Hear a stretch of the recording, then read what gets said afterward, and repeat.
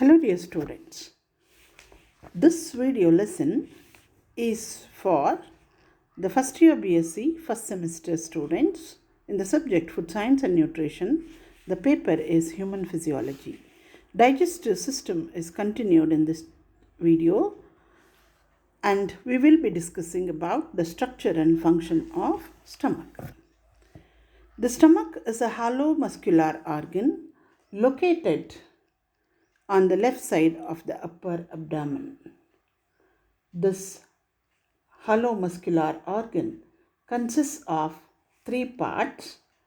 Fundus, it is the upper part of the stomach above the level of the cardiac orifice. The fundus is doomed into a chamber. This can be evident when the stomach is empty. It acquires the shape of the English letter J. The second part is the body of the stomach.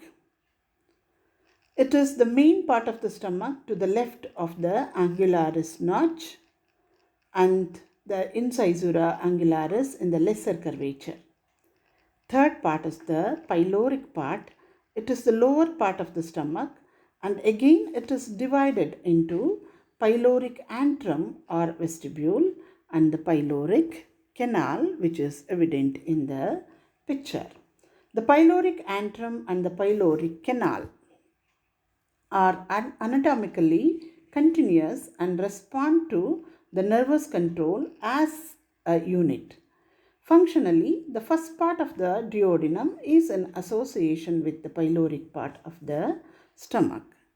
As in the general organization of the wall of the gastrointestinal tract, stomach also has an outer longitudinal and an inner circular smooth muscle layer. Between the mucous membrane and the circular layer, there is an additional smooth muscle layer whose fibers run obliquely to fuse finally with the circular smooth muscle layer. They maintain the normal length of the lesser curvature. Here, the stomach and the duodenum are divided by a thickened circular smooth muscle layer called pylorus or pyloric sphincter. Each muscle layer in the stomach forms a functional syncytium and therefore acts as a unit. In the fundus, where the layer are relatively thin, strength of contraction is weak. In antrum, where the muscles layer are thick, strength of contraction is greater. When empty, the stomach walls are firmly in opposition. When the food enters, the inner muscle fibers get elongated to enlarge the size of the cavity uniformly in order to accommodate the new contents without much change in the internal pressure. You can see the mucous membrane of the stomach walls, inner walls of the stomach, when the stomach is empty, are thrown into several folds, which is called as rugae. The innermost layer of the stomach wall is the gastric mucosa. It is formed by a layer of surface epithelium and an underlying lamina propria and muscularis mucosae. The surface epithelium is a simple columnar epithelium. The mucous membrane of the stomach contains three types of gastric glands. Main gastric glands, the second one is cardiac tubular glands and the pyloric or antral glands. This is the structure of the gastric gland. It has a long cylindrical shape with mouth, which is called gastric pit.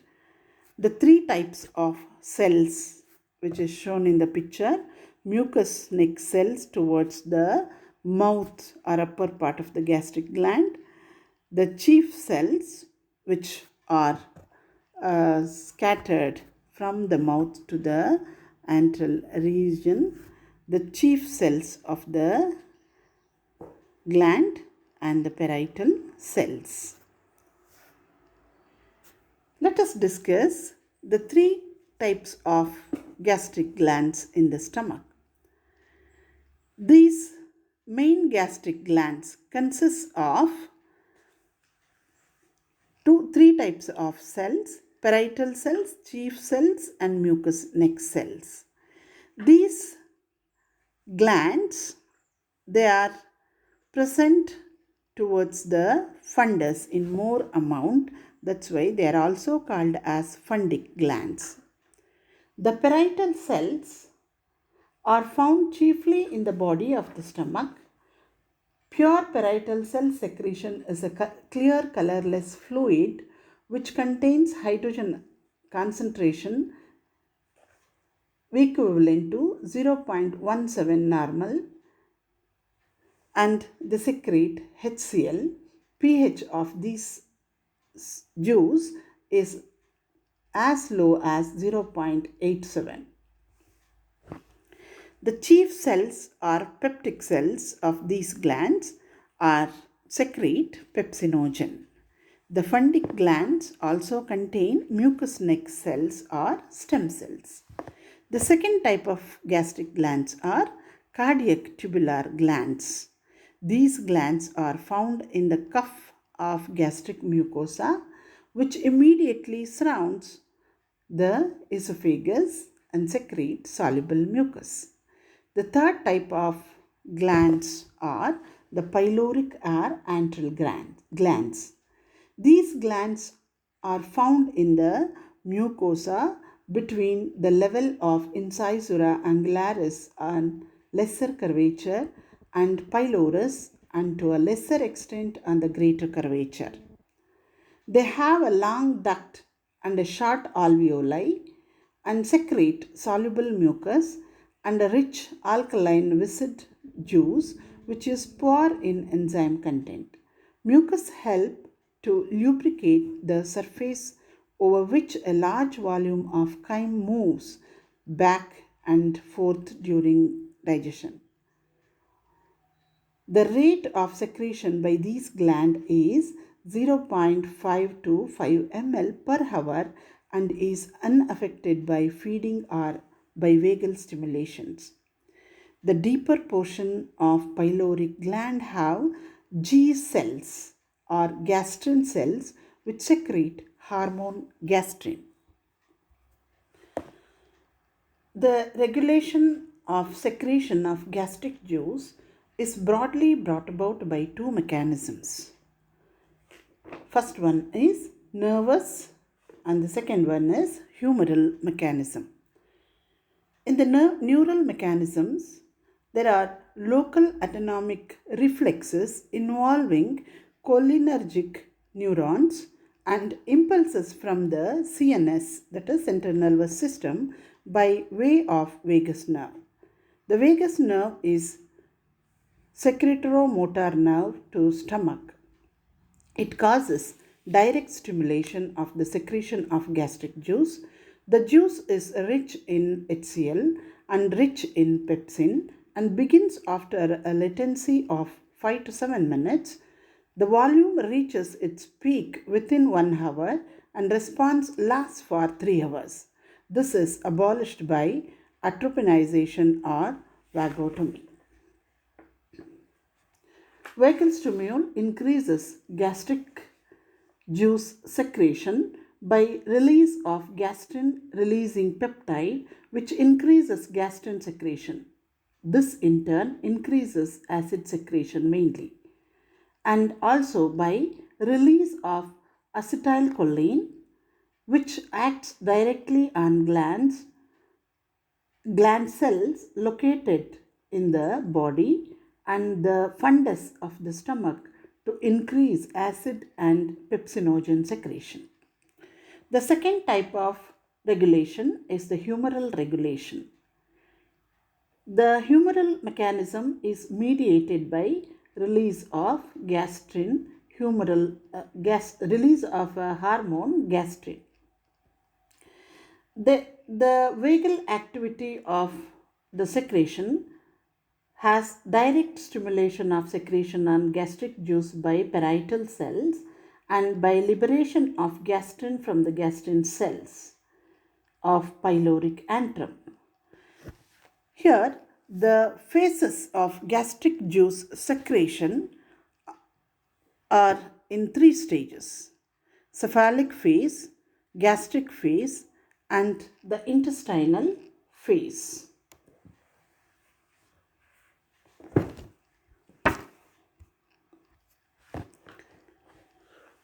In the cephalic phase, that is the first phase, the taste or smell of food, tactile sensation of food in the mouth, or a thought of food sends the nerves impulses to the medulla oblongata. These impulses cause parasympathetic neurons near the vagus nerves to stimulate the secretion of HCl and pepsin in the stomach.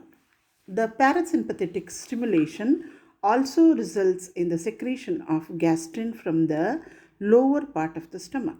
This hormone travels through the bloodstream and further stimulate HCl and pepsin secretion in the upper and middle parts of the stomach.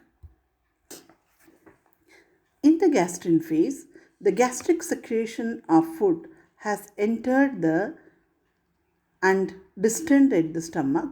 This distension activates the parasympathetic reflex near the medulla oblongata and also has a direct stimulatory effect on the gastric glands also. The result is continuous secretion of HCl and pepsin.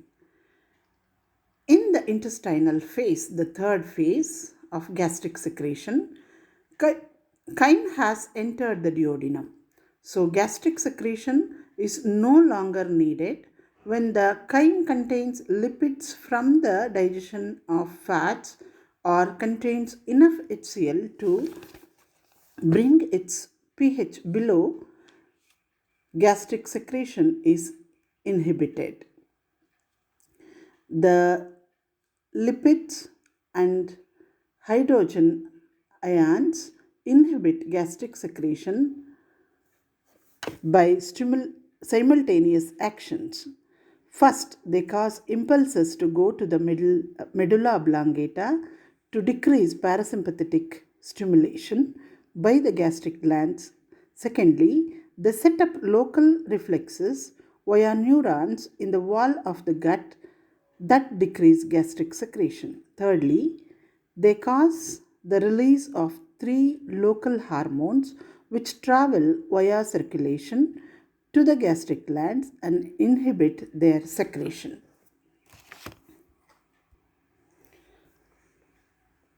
This picture shows the summary of the gastric secretion in three phases: cephalic phase, gastric phase, and intestinal phase.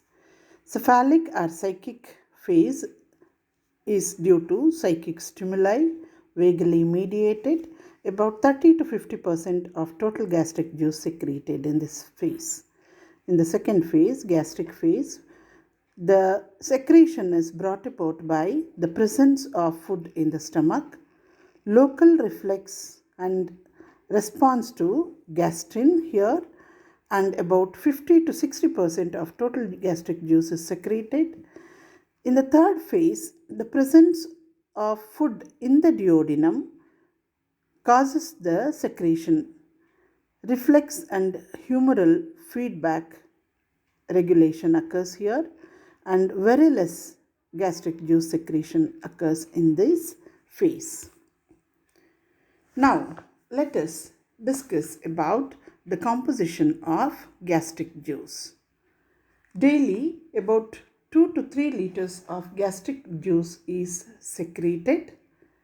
It is isotonic with plasma. The pH of the gastric juice being 1 to 2 has acidic due to the presence of HCl.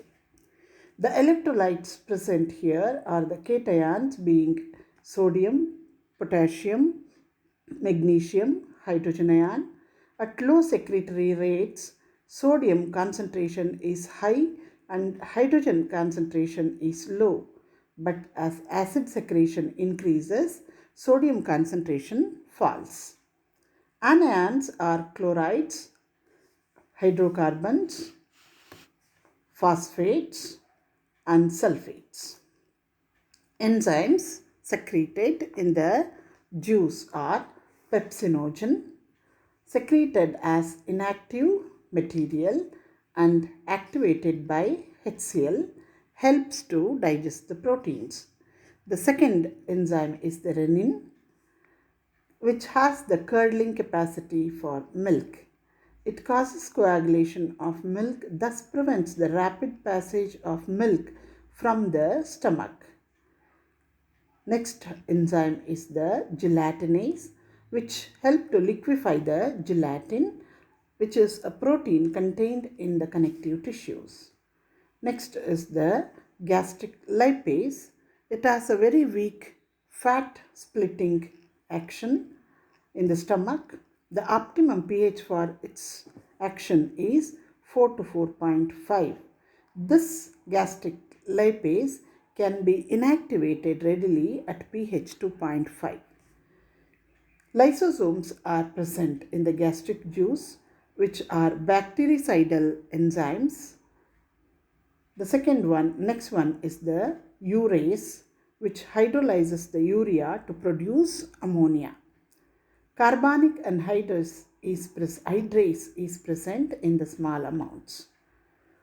Mucus, it's present in two forms in the gastric juice. Soluble mucus, which is secreted by pyloric and cardiac tubular glands.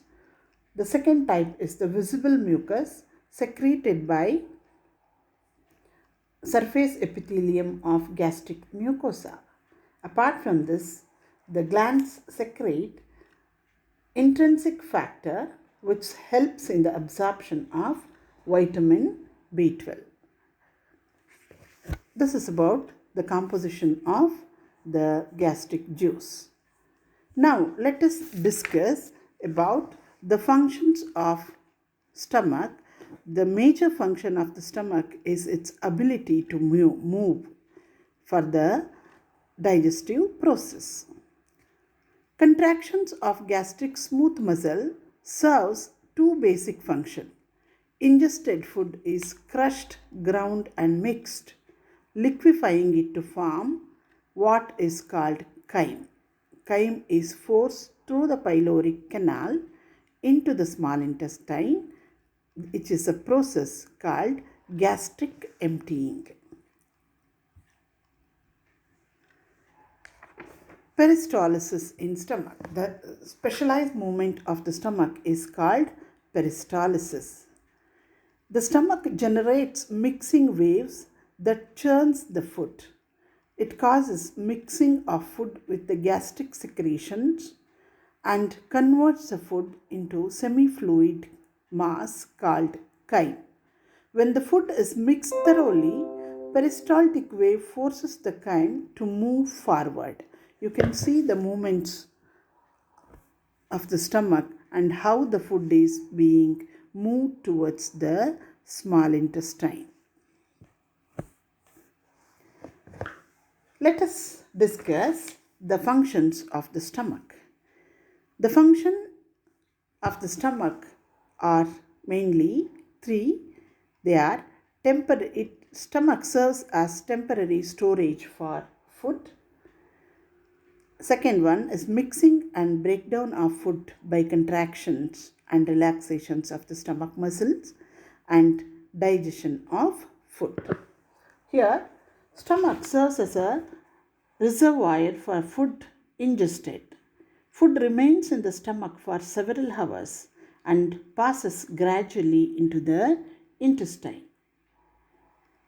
Nutritive substances undergo chemical changes by the secretory activities of the stomach, which provides the enzymes and HCl, which is required for the initial digestion of proteins. The presence of HCl in the gastric juice kills many of the ingested bacteria. Intrinsic factor, which is secreted in the stomach, is necessary for the absorption of vitamin B12 from the small intestine.